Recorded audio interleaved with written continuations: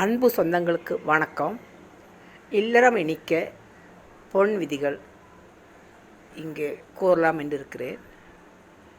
இதை கடைபிடித்தால் நன்று. இல்லறம் இனிக்க ஒரே சமயத்தில் இருவரும் கோபப்படாதீர்கள். வாக்குவாதம் ஏற்படுகின்ற பிரச்சனைகளில் ஒருவர் மற்றவரை ஜெயிக்க விட்டு மகிழ்ச்சி அடையுங்கள். விட்டு கொடுப்பவர்கள் கெட்டு போவதில்லை எப்பொழுதுமே என்ற விஷயம் எல்லாருக்கும் தெரிந்தது தானே.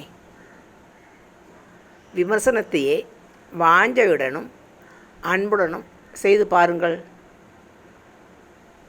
கடந்த கால தவறுகளை சுட்டி காட்டாதீர்கள். உலகத்திற்காக போலியாக வாழ்வதை காட்டிலும் உங்களுக்காகவே வாழ்ந்து பாருங்களேன். விவாதம் தவிர்க்க முடியாதது என்றால் கூடிய வரைக்கும் அதை ஒத்தி போடுங்கள். ஒரு நாளைக்கு ஒரு முறையாவது ஒரு அன்பான வார்த்தையோ அல்லது வாழ்த்தோ உங்கள் துணையிடம் உபயோகப்படுத்தி பாருங்கள். காசா பணமா? செய்த தவறை உணரும் போது அதை ஒத்துக்கொள்ளவும் அல்லது அதற்காக மன்னிப்பு கேட்கவும் தயங்காதீர்கள். இந்த 8 பொன்மொழிகள் வாழ்க்கையில் கடைபிடித்தால் வருங்காலத்தில் விவாகரத்து குறைவதற்கு வழிவகுக்கும் என்று நினைக்கிறேன்.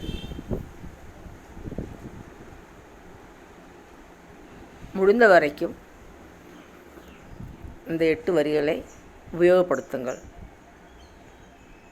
கண்டிப்பாக நல்ல ரிசல்ட் கிடைக்கும் என்று நம்புகிறேன். இதனுடன் ஈகோ பார்க்காதீர்கள் என்ற வரி சொல்ல விட்டுவிட்டேன். ஈகோ வேண்டுமென்றால் உறவு இல்லை, உறவு வேண்டுமென்றால் ஈகோ இல்லை. ஈகோ பார்க்காமல் வாழ்ந்துவிட்டால் வாழ்க்கை நல்ல விதமாக இனிக்கும். நன்றி, வணக்கம்.